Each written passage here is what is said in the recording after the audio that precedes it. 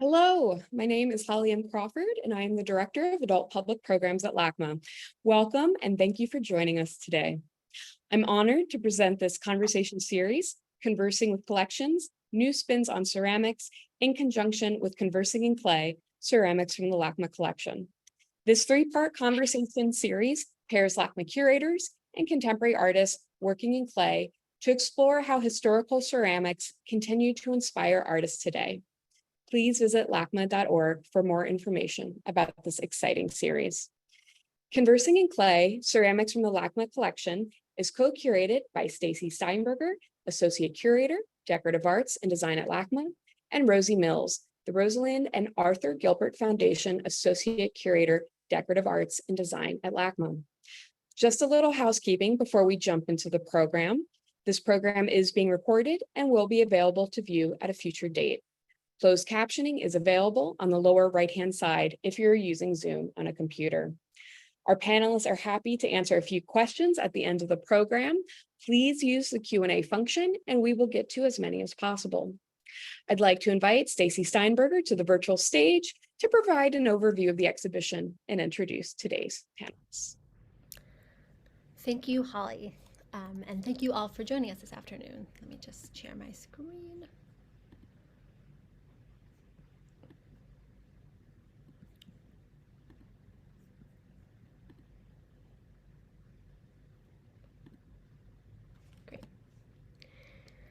So we're so excited to have the opportunities to speak with artist Gerardo Monterrubio about some amazing works in LACMA's collection and how they relate to his practice. This program grew out of the exhibition Conversing in Clay, Ceramics from the LACMA Collection, as Holly noted, which I co-curated with my colleague Rosie Mills. The exhibition is structured around 14 juxtapositions, each placing historical works in clay into dialogue with contemporary examples in order to illuminate symbolic meanings, technical achievements, and other connections between them. In some cases, these relationships were directly intended by the artists, while in others, we believe that installing seemingly disparate works together would provide new insights on both. It certainly did for us. As we talked with colleagues, looked at dozens of works, and researched the collections to develop these groupings, we deepened and expanded our own understanding of both the historical and contemporary collections. One of the great pleasures was talking to the artists themselves to learn more about their practice and their works in LACMA's collection. In the process, hearing how they thought about their work in the context of the history of the medium, what kinds of works interested them, and how they conducted their own research. So for the Conversing with Collections conversation series, we decided to turn over the reins to the artists themselves, inviting 3 of them to delve into the museum's vast ceramic holdings and select works that speak to them and the way they approach their own work in clay. So today we're thrilled to be speaking with Gerardo Monterrubio, whose powerful work, Puño de Tierra, is shown here. We'll be talking more about it and the fascinating Mesoamerican vessel alongside it in today's conversation. But first, a little bit more about the artist. Based in Los Angeles, Gerardo works in both terracotta and porcelain, imbuing his ceramic sculptures with complex familial narratives, lived realities, and cultural mythologies. Drawing with underglaze, Monterrubio envelops the entirety of his object surface in graphic imagery that draws on autobiographical experiences in both Mexico and Los Angeles, oral histories, cultural knowledge, and Catholic imagery to time travel from the colonial past to the still colonial present, suturing fact with invention, blurring the ways we remember, and conjuring the daymires of identity formation. His hand-built forms, which range from lipsticks and male busts to sculptures that recall the pre-Columbian era, offer overlapping stories that recount the unnerving beauty and brutality of bare life. Gerardo studied at both Cal State Long Beach and UCLA. His work has been widely exhibited across the United States, including at the Fuller Craft Museum in Massachusetts, Pratt Institute in New York, Montgomery Museum of Fine Arts in Alabama, and the National Museum of Mexican Art in Chicago, among many others. And here in Southern California, you may have seen his work at Craft Contemporary, the Craft in America Center, and the American Museum of Ceramic Art, again, among many others. Most recently, his work was shown in a solo exhibition at the Something Machine Gallery in New York. Also joining me today is my wonderful colleague, Dr. Alyce de Carteret, Postdoctoral Fellow in the Art of the Ancient Americas at LACMA, who will be sharing her insights on the works that Gerardo selected from her department's incredible holdings. Alyce is a curator and anthropologist with training in Mesoamerican art, archaeology, and ethnohistory. She co-curated the companion shows Mixpantli, Space, Time, and the Indigenous Origins of Mexico, and Mixpantli, Contemporary Echoes, with Dr. Diana Magaloni. prior to joining LACMA in 2018, she received her PhD in anthropology from Brown University and a master's in archaeology from Oxford University, as well as a bachelor in anthropology from Harvard. Elyse was immensely helpful to Rosie and I as we thought about how to contextualize Gerardo's work and his use of narratives in ceramics, and I'm delighted that she's able to join us today. And so with that, I'd like to invite Gerardo and Elyse to join. Thank you, Stacy. Thank you for having me. And thanks everybody for joining. Thank you, Elyse. Great. And I should mention that to prepare for this conversation, we actually all met in LACMA's storage to look at these vessels in person and all these pieces, which was really an incredible experience to see them through both of your perspectives. And so to begin with, actually, away from the Americas, Gerardo, you selected these two works from the Ancient Near East collection. And this is, of course, one of the regions, the first places where painted ceramics flourish. And the vessels that you selected, as your own work does, have a lot of animal imagery. And I'm interested to know what drew you to these particular pieces and what strikes you most when you look at them and when you saw them in person. Well, it gives me chills just to think about how old they are and how well preserved they are. And the reason why I selected these is because I see them as the predecessors to my work. I see these as like the grandparents of my work. Not only because they use the vessel and imagery to go with the vessel, but because just like cave paintings, I think they hold some type of mystery that we could not solve.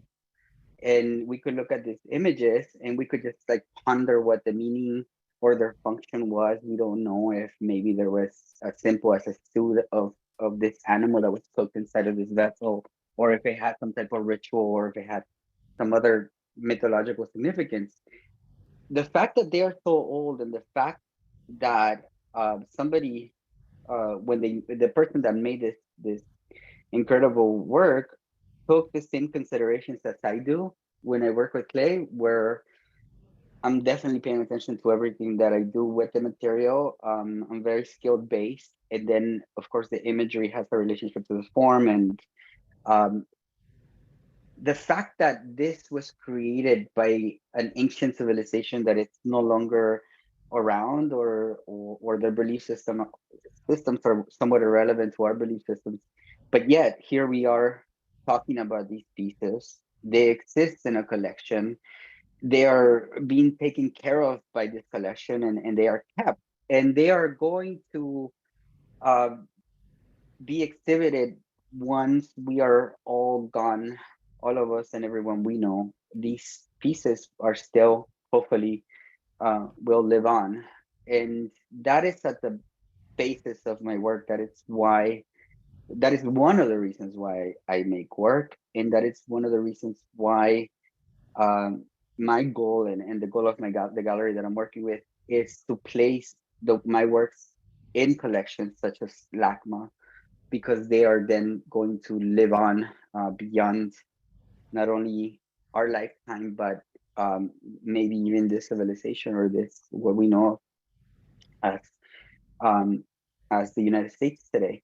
And so that is the relationship, or that is kind of like the connection that I see in my work. These have survived, and I think if they were made out of precious metals or textiles, I don't think that they would have survived. And so the ceramic medium has like this very interesting artful way of surviving throughout history, and that's kind of like at the root of my practice. I mean, I know there are some survivals from other media, but certainly ceramics are maybe more plentiful and certainly more often more intact.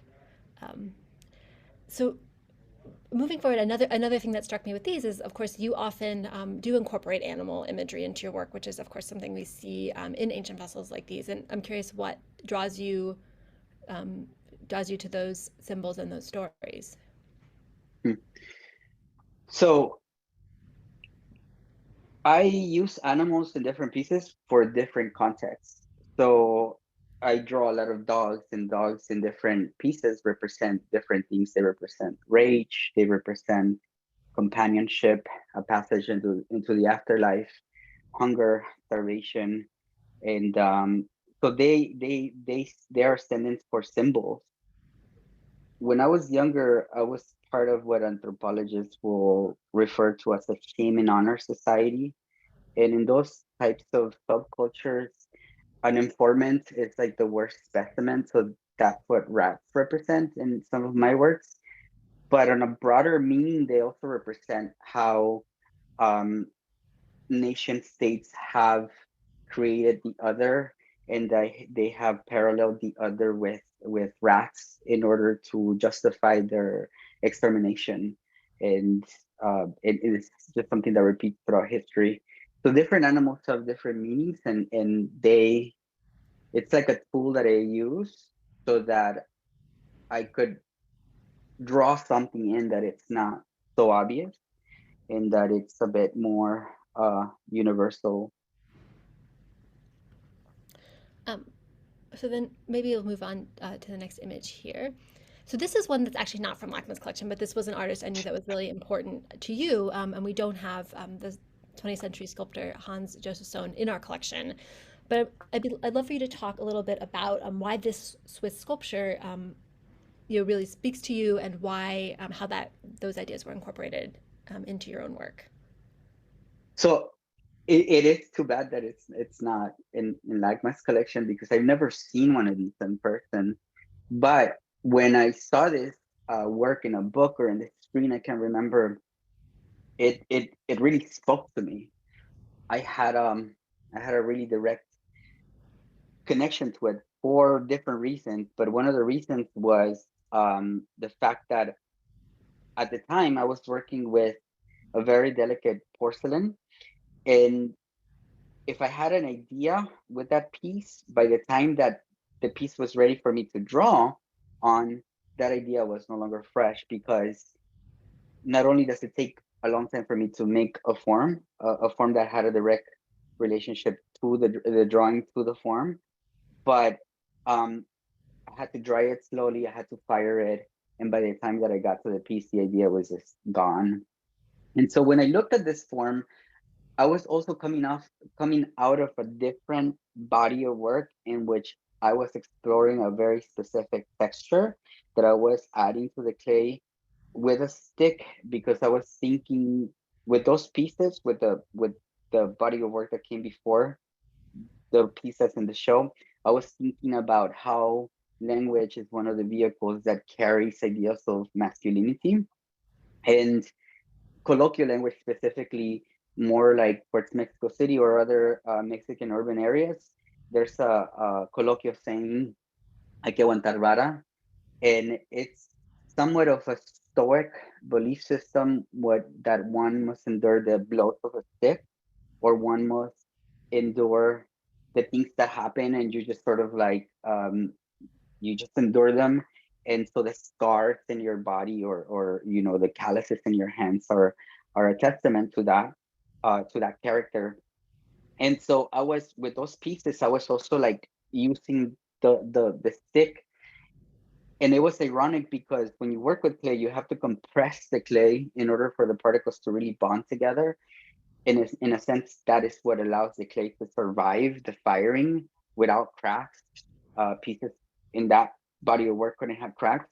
And so those two things, the solution to the forms that had a direct relationship um, to the drawings, and the marking of the sticks, it almost like it came together when I saw Hans' work, and they were like vessels, they were like torsos. So in a sense, the vessels didn't have a connection to any history, and that was the solution for me to then work with a literally a blank slate. So as ideas would come, I didn't have any commitment to the form, and it allowed me to really sort of explore my ideas as they came, and adapt them and change them if other ideas came better. And they were relatively easier to build and faster, and I didn't have to wait for them to dry, because the form wasn't as complex, it didn't have a lot of issues. And so it allowed me to really go through a lot of work and go through a lot of ideas, and that piece that's in the exhibition came from that body of work. And the work of Hans, when I saw it again, it was just something that I try to incorporate in my work, because even though it wasn't in person, it was just like seeing an Anto Kiefer's painting, for example, or standing in front of Guernica or Goya's Dark Room, or one of these powerful works like the line work of Kata Kollwitz or William Kendridge. It was just powerful, and I didn't know why.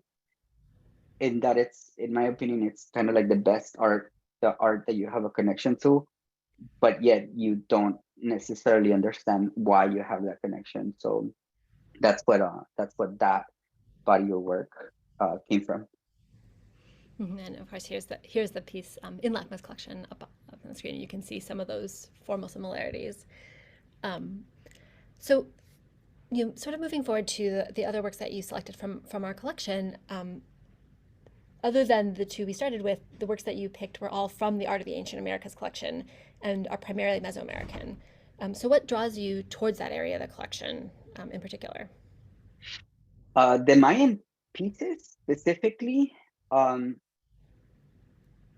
cultural, I'm connected to that culture. I'm from the south part of Mexico, but just the fact that these pieces they appear, some of these vessels are like so simple, and when you look at them in person, it's like they're almost like perfect, but all the whole piece, it's painted with themes of myths and legends and things of that time. And so in a sense, it allows you to kind of go into the piece and allows you to walk around the piece and like really feel the space. And that is kind of that is the way that I think about when I paint my work. It's almost like I leave almost no space. Every space is utilized. And I just wanted to see those pieces in person, to be honest with you. They were fabulous. Yeah, well, and I think that that's sort of an interesting part of our conversation is that, in speaking with you, learning how much of your research is really done online or, done through books, and that, it is such a rare experience to get to be up close and personal with these works. Was there anything that really surprised you when you got to see them in person? How well preserved they are. I mean, I think one of my questions was, how do you know that this is like an original piece? But they're just, I mean, they're amazingly preserved, and that was one of the things that struck me, that I was able to kind of see. I was looking for clues to see how they were made. I was looking for some type of evidence that might indicate that this is a recent piece, which I have no training on, of course, and I'm not an expert in it. But I was just looking at the work, and it was just fascinating to see how well preserved, especially the dog, and the other pieces.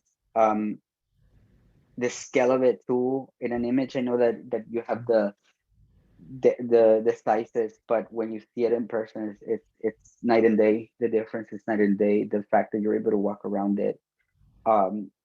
We had a mask on, but I wanted to smell it and just kind of touch it, and it's just amazing to be able to have something that it's sacred, and just to have it up close and almost just, I don't know, the experience is probably something that it was a very unique experience, I would say. It was definitely a highlight of one of my experiences with art.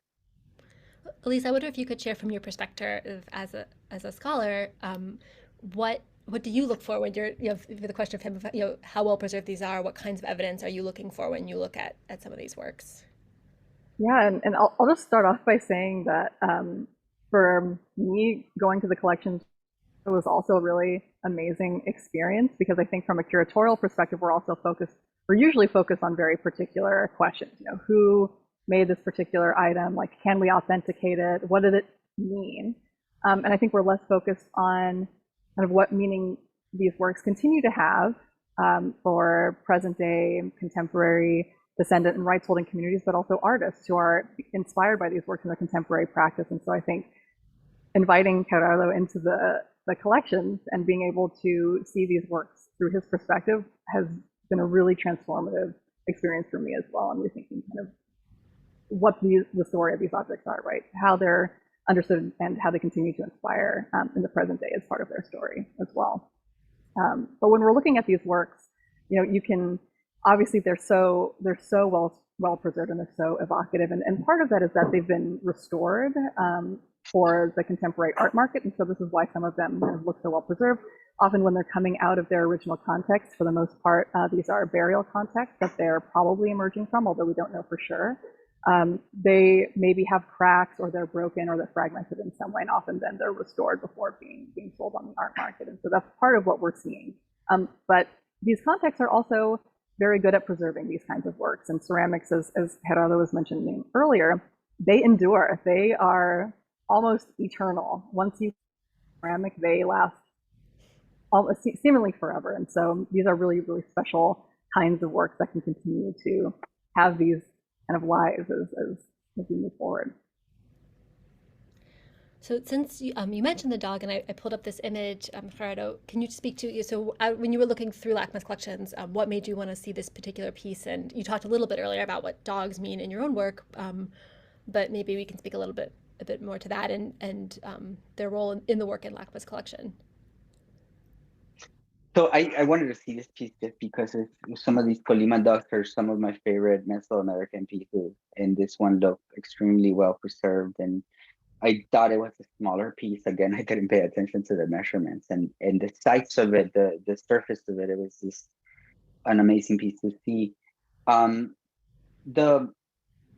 guess we could talk about the dog that appears in the piece inside of the. I mean, on the there's a couple of dogs that appear in Puño de Tierra, and in this context, and I'll explain the rest of the imagery.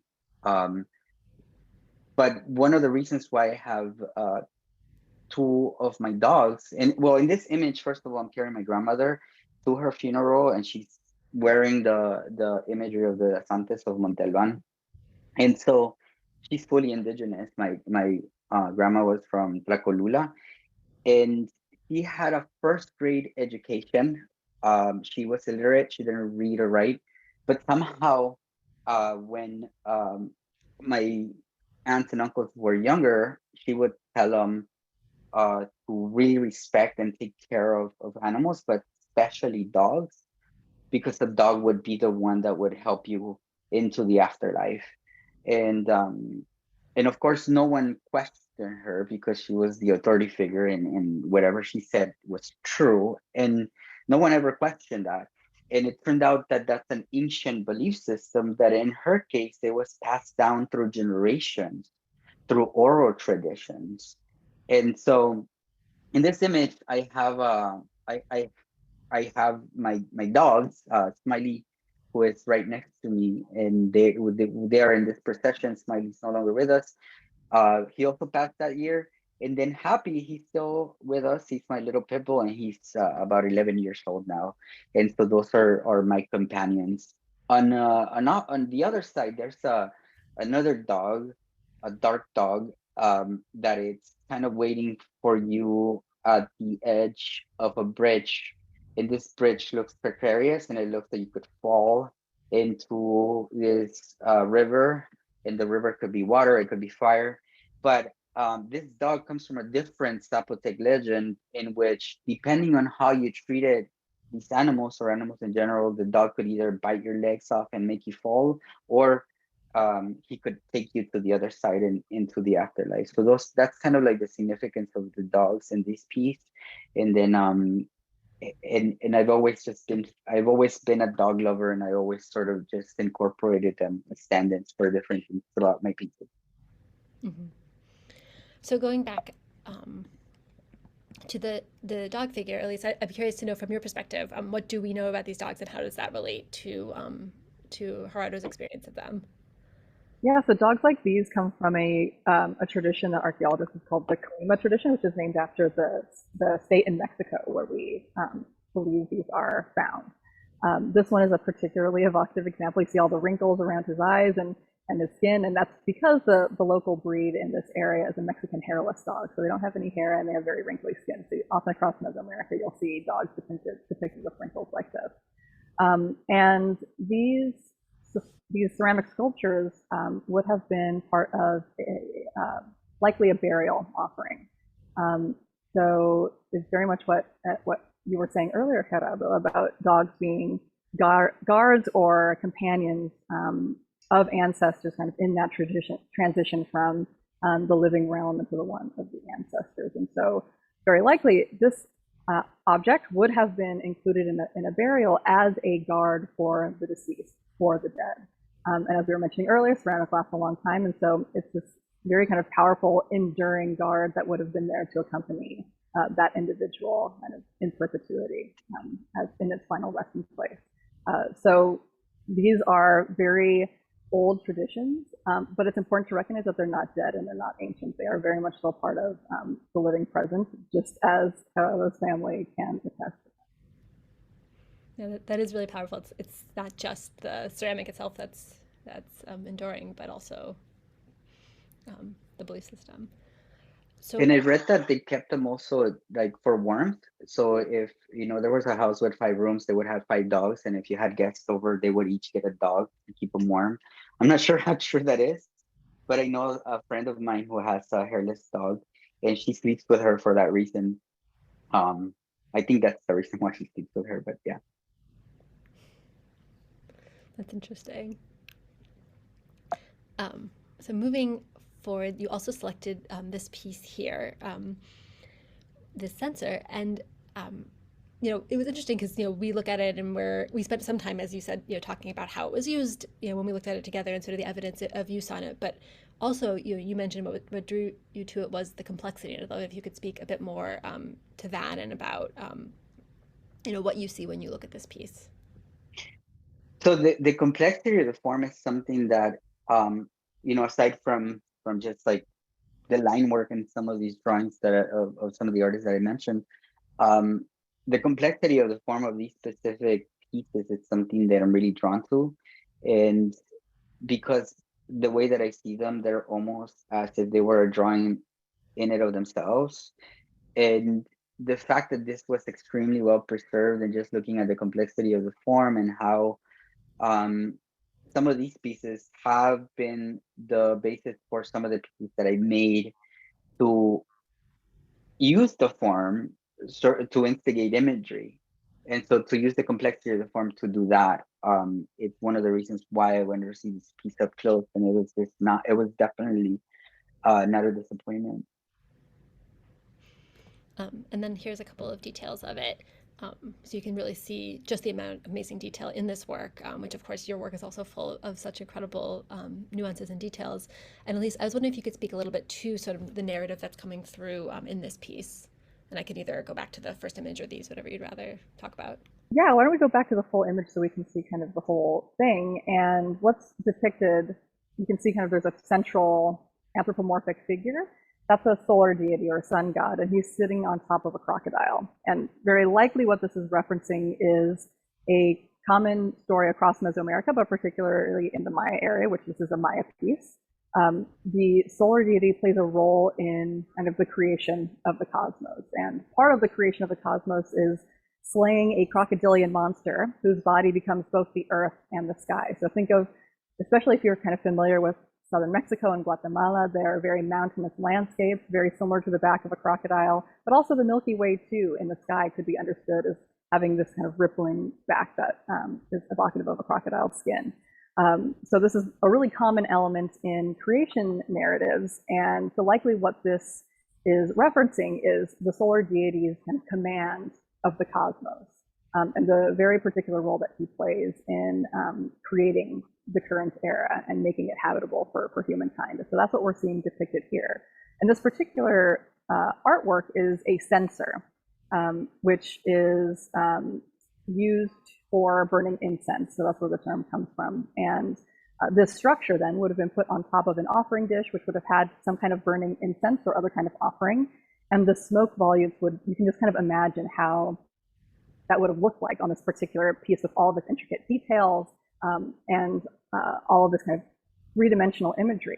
The smoke just billowing out of the holes, out of the center, and just surrounding this figure. It would have been a pretty amazing sight to behold. Well, so bringing together those sort of ideas of narrative and complexity, and also of this sort of religious context of these works, Gerardo, you had selected one of your own works to share that related to some of these themes, and if you want to talk to us a bit about this piece. So the complexity of the form, I think it's something that I take advantage of, and that is kind of what drew me to also work with terracotta, which allows you to build larger and more complex forms. But with this particular form, I believe it's about 28 inches or so.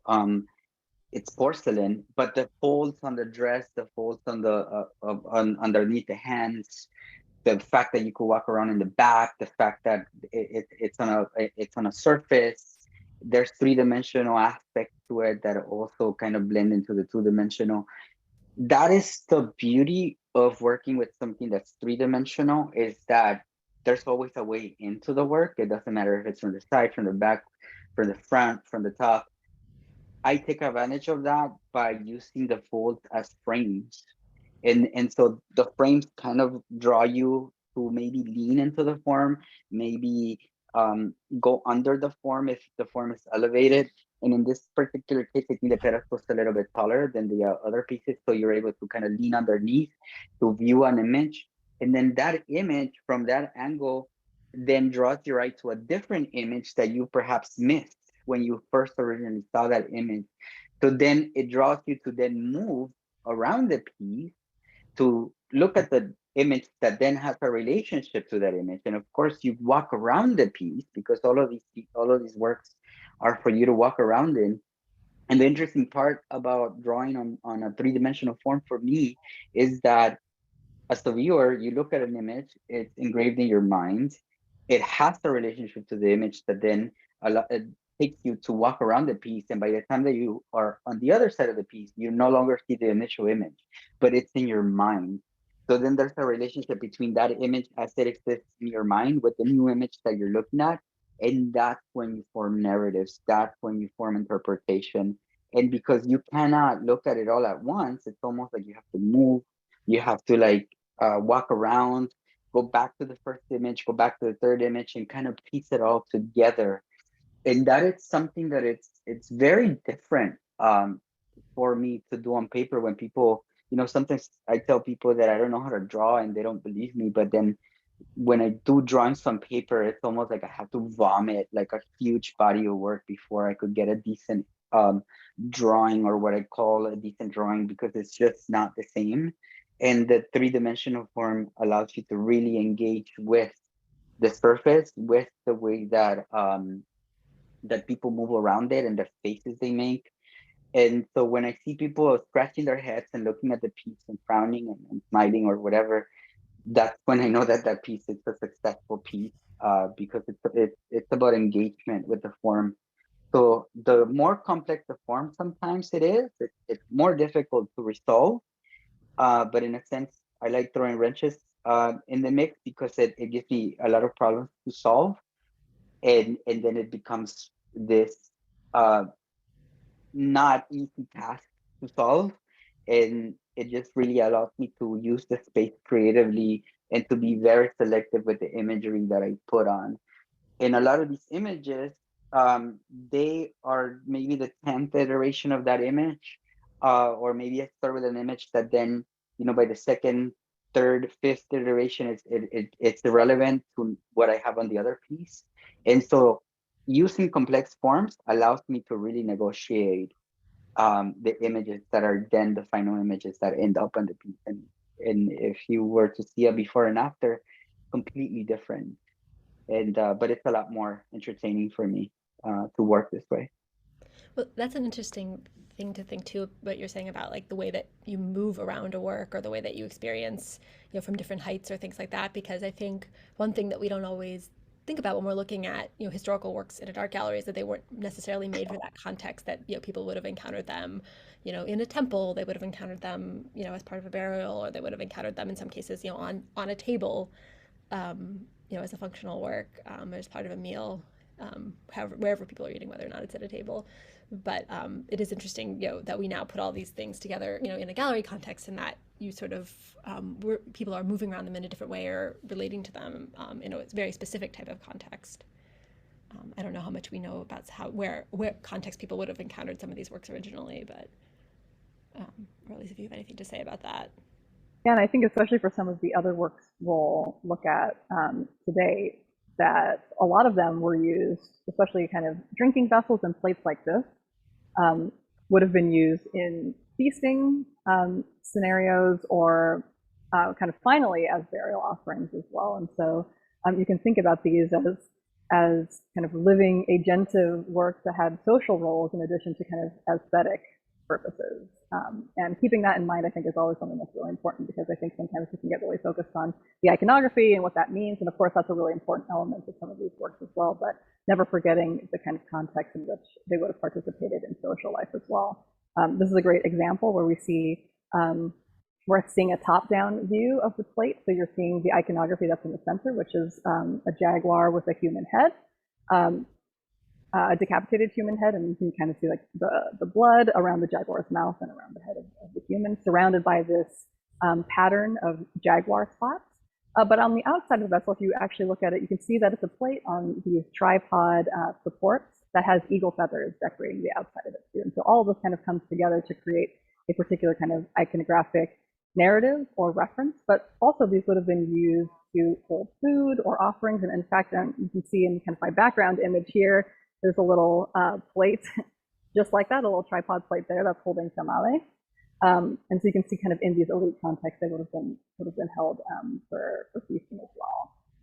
And so you can think about if a plate like this would have been, or would have held food or offerings of some kind, as that food is consumed through the course of the feasting event, that the scene starts to be realized. And so it's kind of this interactive process, and that's part of the meaning as well. So always kind of taking all of these things into context is really important when kind of trying to understand the social context of something.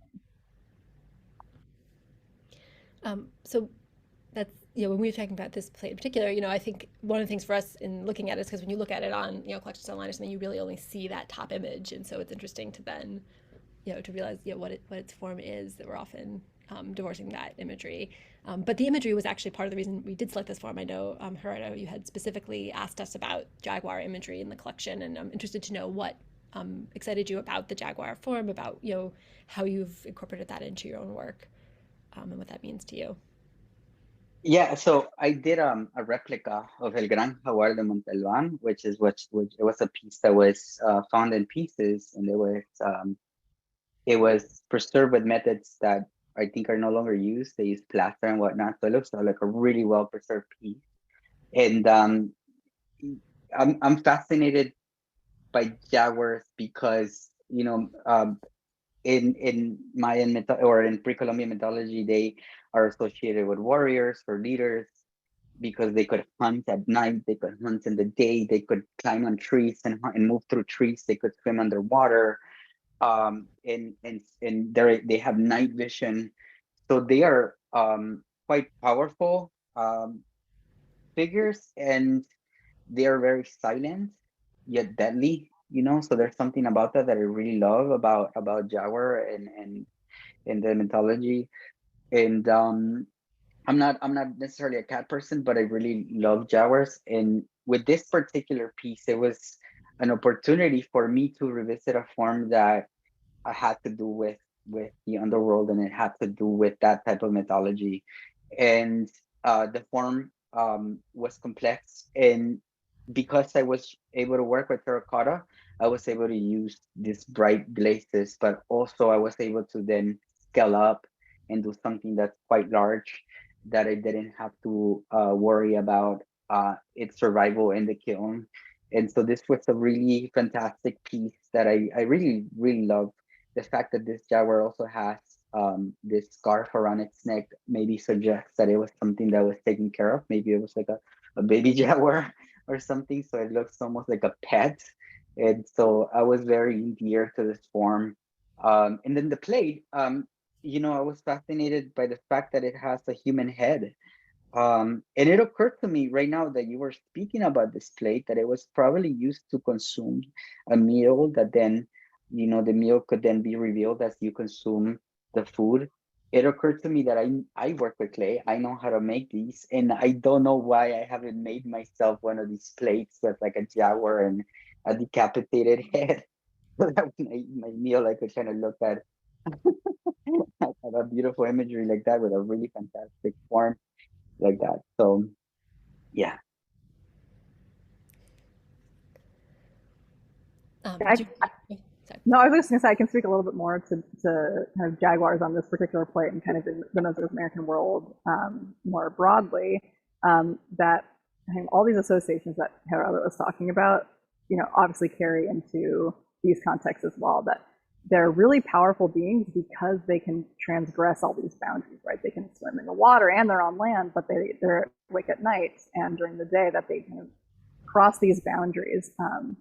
And kind of a really common story across Mesoamerica is that of the hero twins, which folks who know kind of Mesoamerican myth might be more familiar with. But just to kind of put it kind of in a very simplified way here, the hero twins are this kind of pair of young lads who then go on to become the moon and the sun. And one is kind of an embodiment of the first lord, and in fact, his name in the Maya area, Hun Ahau, means first lord.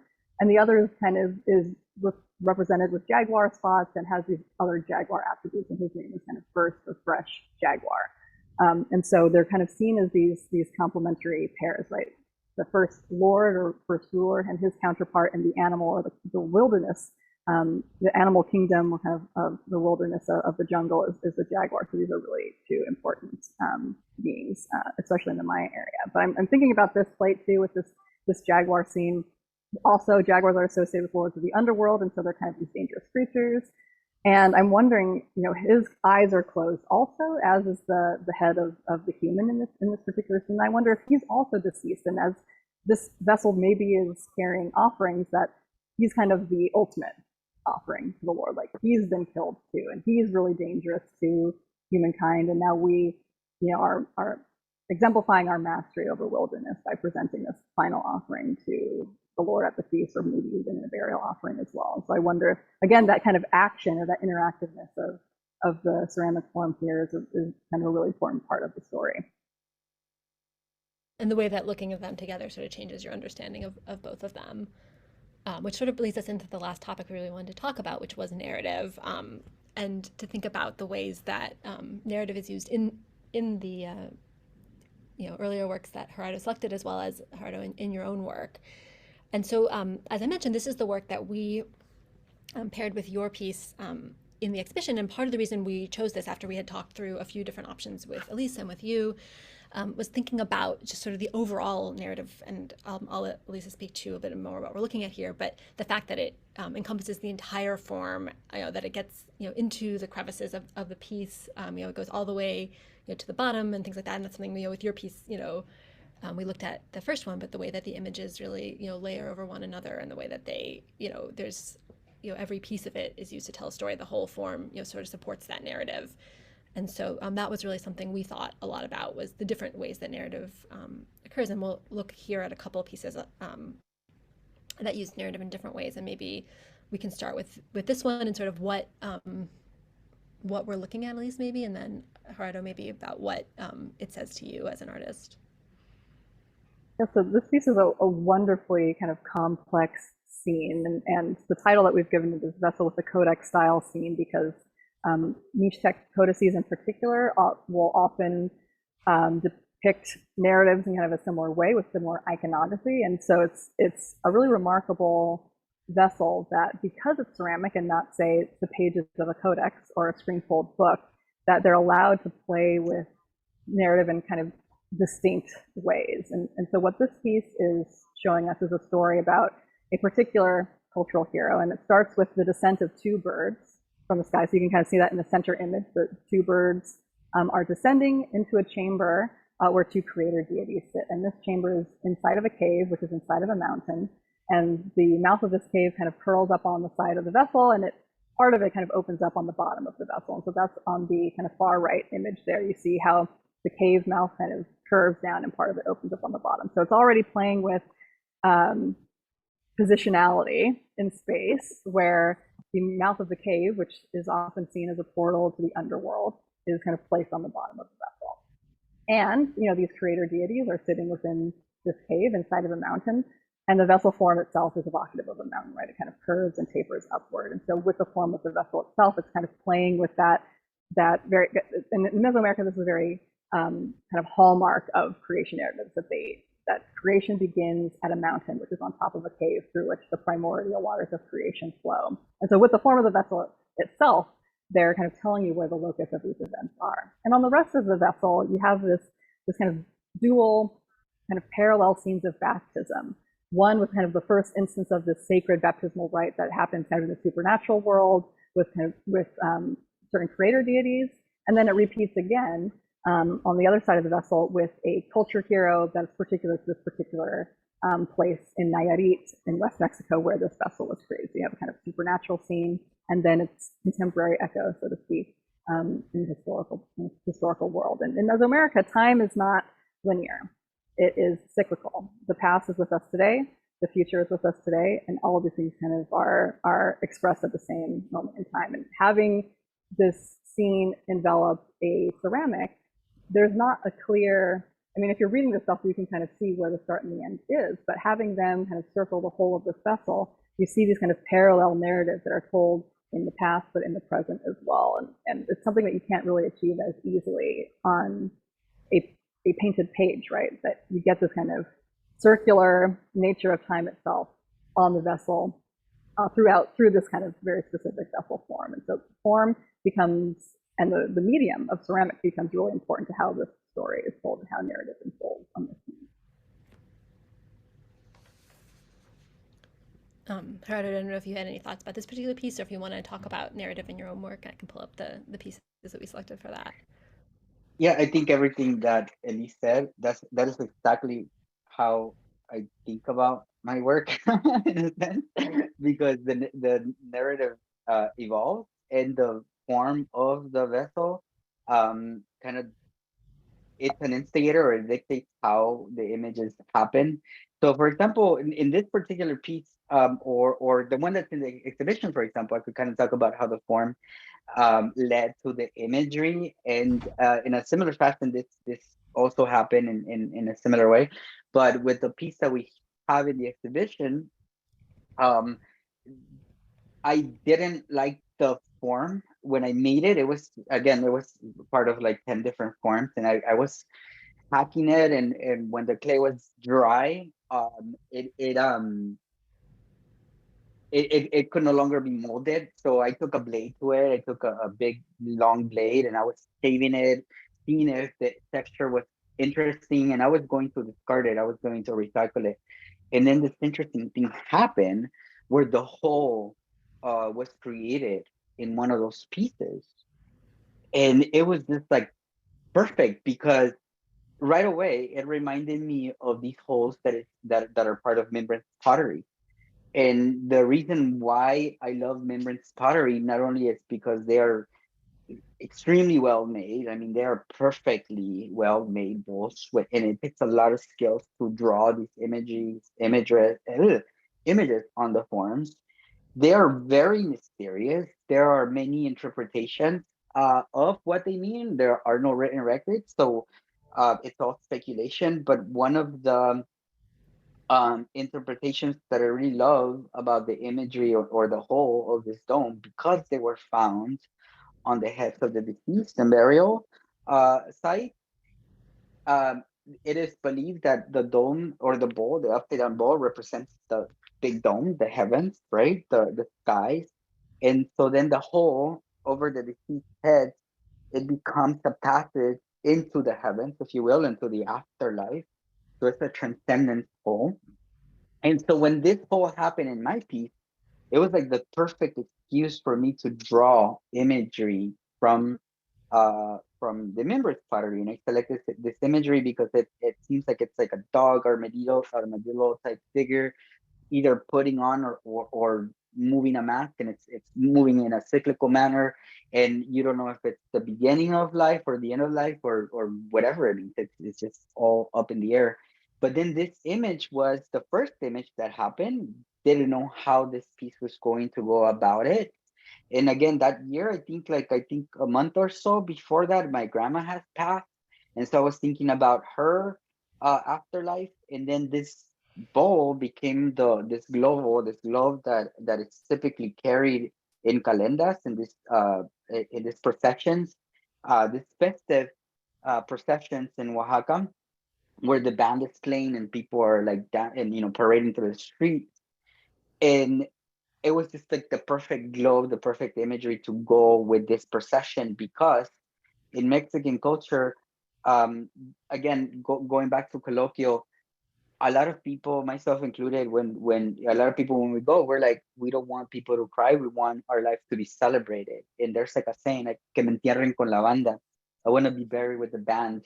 And so you see a lot of in processions, a lot of when there's when they're taking somebody to the cemetery, there's a band and there's somebody passing out mezcal or tequila, and then fireworks are going off, and kids are running around, and yes, people are crying and all that, but it's almost like a celebration of this life that has gone. And so in this particular image, and I could go on about the image for another 3 hours, but I think I could just mention that I drew myself carrying my grandmother, because when she was alive, I would go see her at least once a year, and every time I would go, I would stop at to see Diego's mural in Mexico City, the Sunday afternoon in Alameda Park, and dreaming of a Sunday afternoon in Alameda Park, and I used to just spend hours in front of this mural in which he painted himself as a child. And so I painted myself as a child carrying my grandmother. Again, she's carrying the dress of Montalban, the Statues de Montalban. And the reason why I painted myself as a clown is because when I was a little kid, my aunt used to paint me as a clown in during my birthdays, and I've never been into being the center of attention. Yet here I am giving a presentation to a wider audience. And um, and so when I painted myself, I thought about those moments that you might think of in your deathbed, and maybe going back to that birthday when I had all my loved ones all at once, and I was the center of attention. They were celebrating me. It was one of those moments that I think is reflected in Chabela Vargas' song, Las simples cosas. Uno siempre vuelve a los sitios lindos donde amó la vida. So one always returns to those sites where you love life, and whether it was for good or bad, you always return to those sites because that's when you felt the most alive. And Puño de Tierra, it's another ballad. It's a classic, right? It's folk, Mexican folk music. And that song, Puño de Tierra, is a fist full of dirt, and that is what you take with you, according to the song. That's all. Your riches, none of that matters, because that's all you take with you, a fistful of dirt. So I was thinking about like the value of life. I was thinking about what it means to go out, to have lived a full life. And the song talks about, I'm like a bird who goes from port to port. So it's about living life to the fullest, in a sense, that song. And I think that's kind of like the way that my grandmother thought that she lived her life, and that's kind of certainly the way that I live my life. um every day is precious, every moment is precious, and those are the things that I was thinking about. And in relationship to the later piece for La Zona Pelucida, uh, we're planning on having our baby. And so I was thinking about the very fundamental beginning of life, and how, for lack of a better term, miraculous that is when it does happen. And so in this, and it doesn't always happen. So in this piece, it's a battle between the immune system and the sperm trying to get towards La Zona Pelucida. And of course the immune system thinks that the sperm is this invader, so they're like decapitating this army of these sperm that are trying to get towards the zona pellucida. And the glacier, it's a celebration of my love for the ceramic process that could be treacherous sometimes, but in this case, the way that it's running up the spine um, of um, of this luscious, very seductive uh, porcelain skin, I was also thinking of this lyric by one of my favorite bands. There's some lyrics that talk about Blanca esperma resbalando por la espina dorsal, and this lyric sort of encompasses this flow of this place that references sperm. And so I think about these things as the work develops, and the work needs time to develop, and life needs to happen for that to develop. And so I always go back in the past. I always think about the future. I always think about what's going on around me. And then it's not like I'm reporting it, like I'm not, but it's almost like creating poetry with this imagery about things that are related to my experience in the world, but then people really, really relate to and connect to, because I mean, who hasn't loved, and who hasn't lost a loved one, and who hasn't thought about how beautiful and how precious the life of your firstborn is when you look at her eyes. It's something that's quite universal, and I think it's something that goes beyond like trends, and it goes beyond isms, and I think it's something that I try to put into my work with every piece that I make.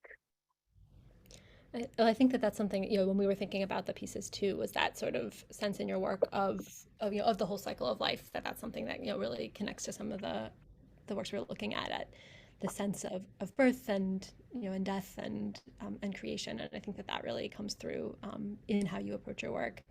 I'm just being conscious of time because we're almost at the end here, but I know we've gotten a couple of questions. And it seems like quite a few people are really interested in how you decorate so how do you draw on the surface of your work, and about the how that process works for you. And I think that one is actually maybe a bit different than when we're looking at the historical works that people are asking about sort of the charcoal-like imagery here. Like how do you achieve that look and that effect? It's very simple. It's something called underglaze, and in the past I used it in pencil form, so it's an underglaze pencil, but now I use it in liquid form.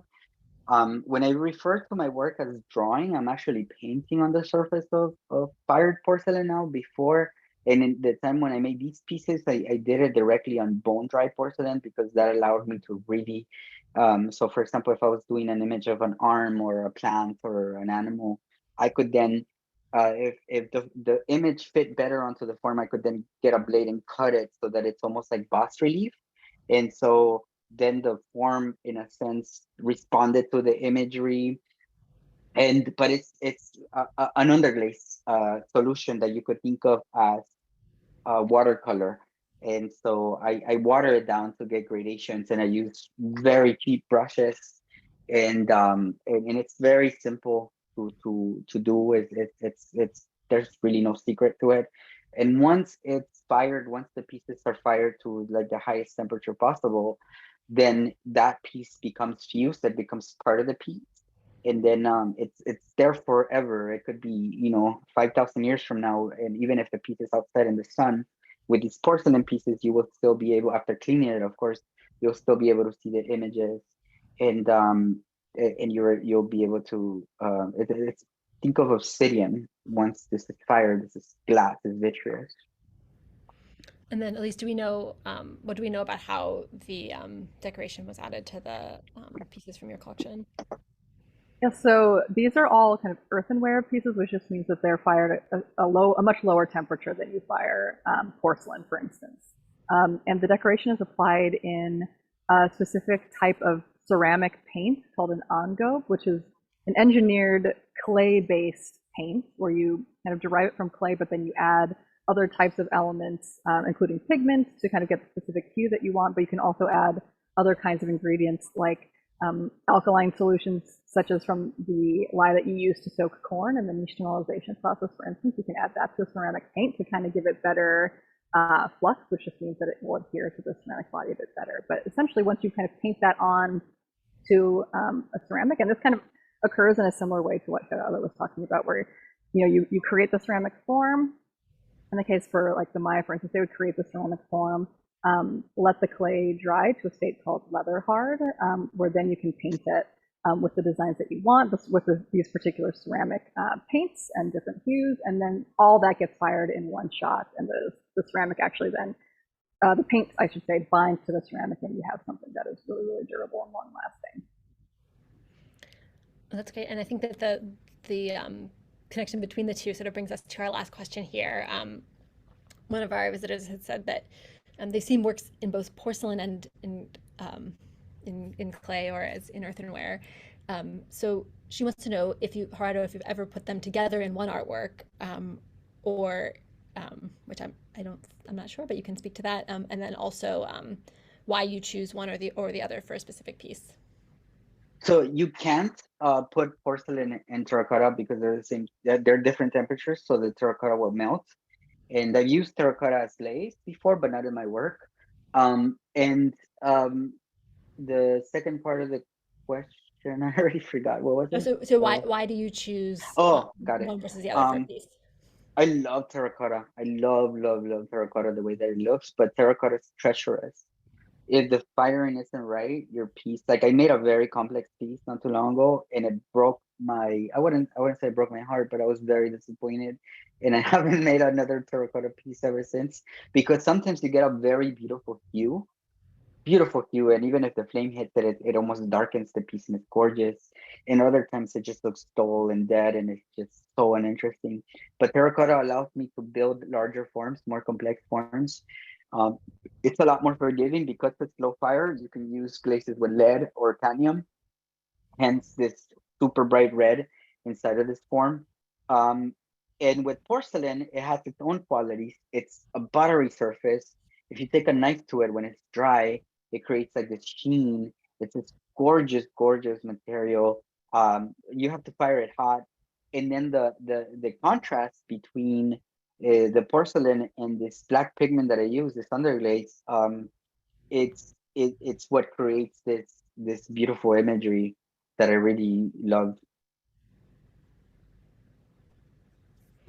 Well, thank you. And I think that's probably all we have time for today. But thank you both. I really love hearing about these works from two such different viewpoints, and it really adds to our understanding. So thank you both. And thank you all again for joining us this afternoon.